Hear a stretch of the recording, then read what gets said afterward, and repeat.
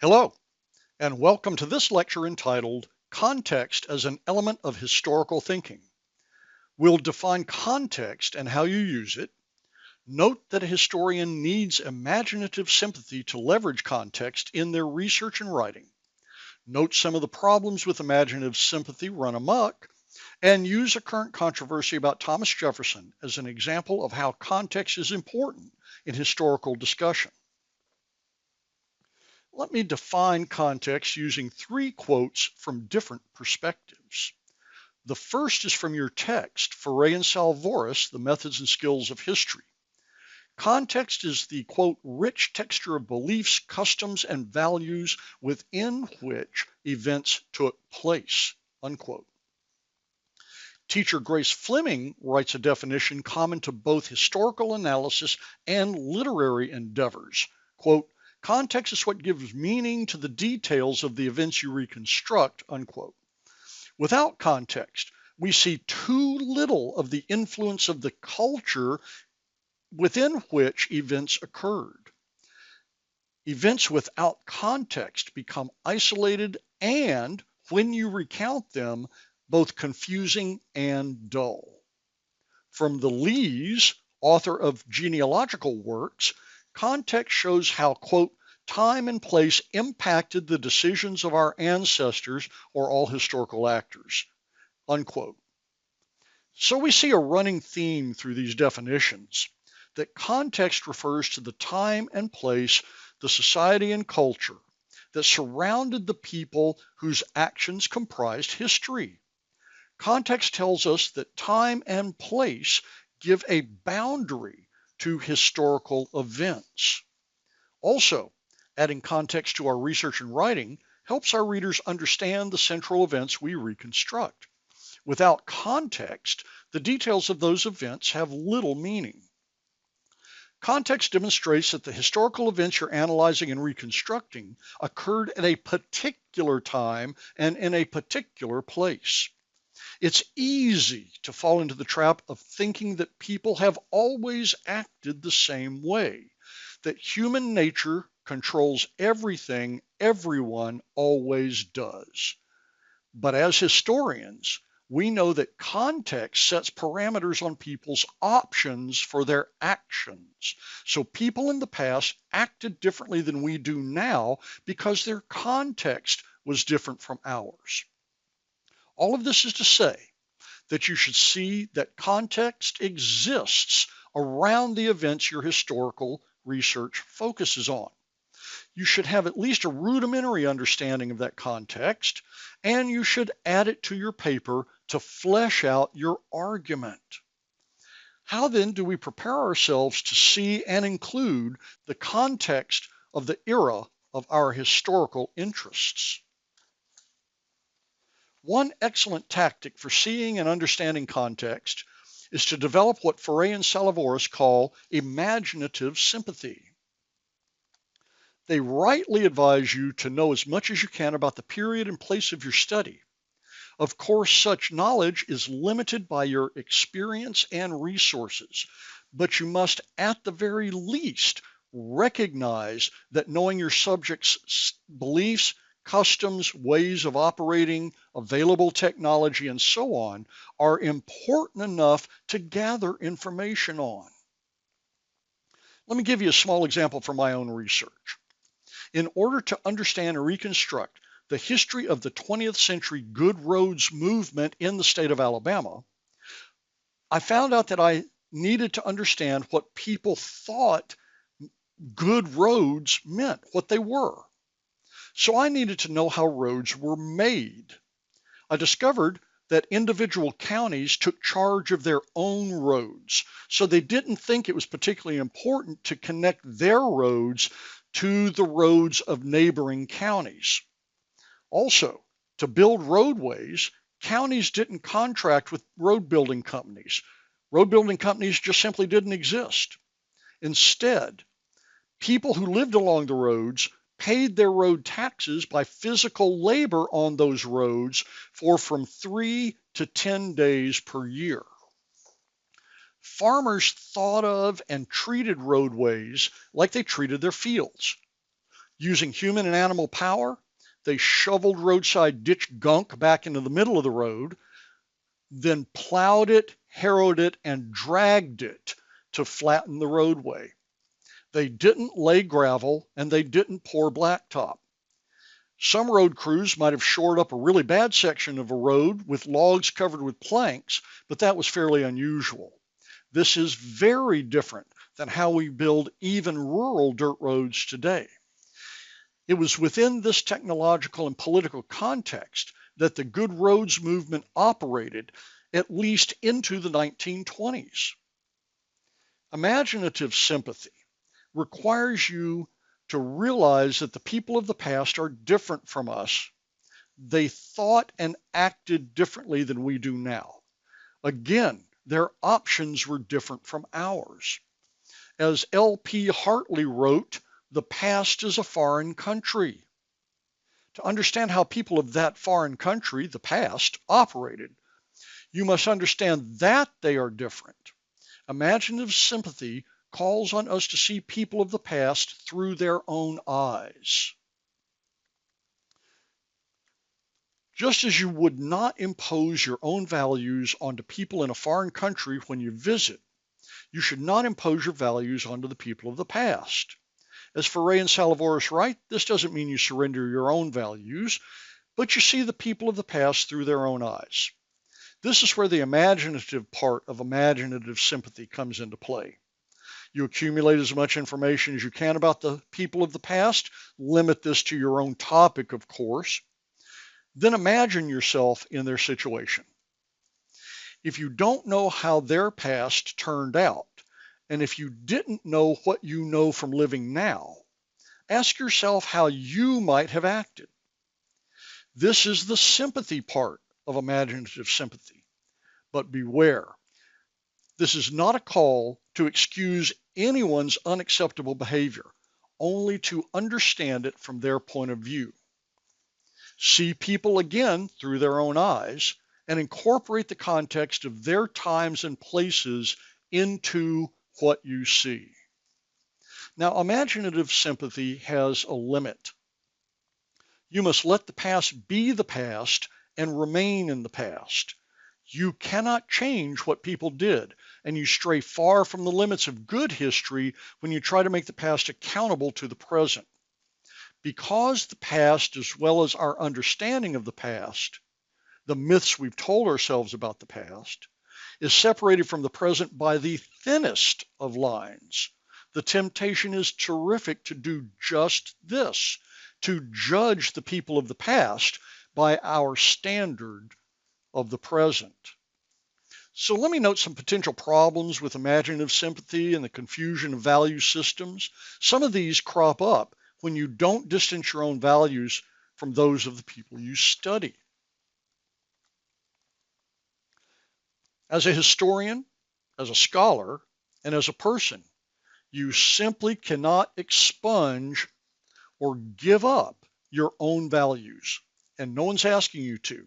We are, however, insisting that, again, you distance your values from those of your research subjects, that is, the people of the past. We ask you to use context to understand them as best you can, rather than making moral judgments of them or, through your writing, holding them up for moral judgments made by your readers. Historians have grappled with this problem of imposing current judgment on historical actors for a long time. This is to say that even historians arguing about making moral judgments of the past has a history. That argument has its own history. So here we go. British historian Goldman Smith taught at Oxford University from 1858 to 1866, then emigrated to the United States in 1868, where he taught at Cornell until they admitted women in 1872. Smith had long been an activist and an advocate, first for educational reform, then as an avid and somewhat contrarian supporter of the Union in the U.S. Civil War, when most other British nobles supported the Confederacy. He taught that all scholars should take ethical stands, both judging the morality of historical actors and using history to advocate for current agendas. Ironically, Smith is disdained now, including in 2020, having his name removed from a Cornell building that had been dedicated in 1906, and having his name removed from Cornell's list of 12 honorific professors because of his virulent anti-Semitism, misogyny, and racism. During the height of historic professionalism in the first third of the 20th century, Herbert Butterfield, who you remember as the guy who coined the phrase Whig history and who railed against it, taught that history was a pursuit of pure intellect. Butterfield also taught that historians must not judge the people of the past at all, a position we call amoralism. As Ferre and Salavoris write, American historian John Hyam, who died in 2003, took the middle ground. Hyam believed that Smith's ethical stance made historians sensitive to the complexities of morality and how seemingly universal moral concepts actually changed over time. He allowed that historians cannot divest themselves of their moral foundations and will generally see the past through that lens. And he warned that historians could make moral judgments only within the context of the historical events they study. All of this is to say that we must all be careful of the historical sin of presentism, the sin of Smith's ethical stand, in which we sit in judgment of the morality of past actors. Doing that usually comes from advocacy rather than analysis and critical examination, as well as from a lack of imaginative sympathy. Now let's look at a current controversy among historians concerning the immorality and hypocrisy of a well-known and well-considered past actor. That past actor is Thomas Jefferson. Jefferson has enjoyed an almost mythic reputation in the pantheon of American founding fathers. Attempts over the years to complicate his legacy with more nuanced and accurate understandings of his official actions, like how seriously he overstepped his powers in making the Louisiana Purchase, simply gained no traction. But in the past few years, current concerns over the prevalence of white supremacy, coupled with DNA testing of supposed descendants of Jefferson, have led to what at first appears to be an all-out assault on him. Some supporters of Jefferson's mythical reputation scorn this reconsideration by using a code word, revisionism. But revision is exactly what historians do because no single interpretation can stand forever. New information and changing ideas, when employed in good faith, are legitimate bases for revising and complicating interpretations. So let's look at Jefferson. Jefferson was the author of the Declaration of Independence that recognized that all people are created equal. And he also authored the Virginia Statute for Religious Freedom that implemented such equality before the law. Yet Jefferson was also the enslaver of over 600 human beings and fathered at least 6 children with Sally Hemings, who, because she was enslaved, was unable to refuse. How do we reconcile these two truths? On one hand, Jefferson advanced the U.S. experiment in ways that would have been completely different without him. Yet on the other, his wealth and position rested on his active participation in an institution that some then, and many now, consider barbarous. Do we let the previous version of Jefferson stand, or do we substitute a modern, less uplifting version of him? In many ways, this isn't about Jefferson himself as much as it is about the stories we have told ourselves about Thomas Jefferson. It's about history squaring off with myth-making and about the historian's desire to make a more thorough account of the past. Appropriately enough, One significant difference of opinion is about the role context plays in judging Jefferson's actions, particularly in regards to Sally Hemings.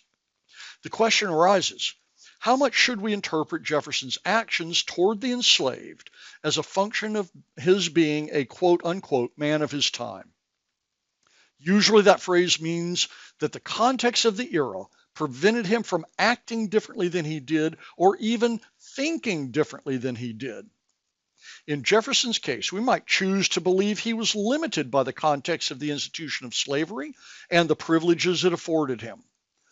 But some attacks on Jefferson note that manumission, the act of granting freedom to individuals, was well established, and that Jefferson should have emancipated at least all of his children. This then is an argument, at least in part, about the context of Jefferson's life and times. Let's sum up. In this lecture, we define context as the social, political, economic, legal, cultural, and ideological constructs that bounded the historical events you are analyzing. Context dresses the stage for the events you study, and you must, as a historian, know it exists, attempt to understand it, and relate it to your readers to enrich your analysis and make it understandable to them.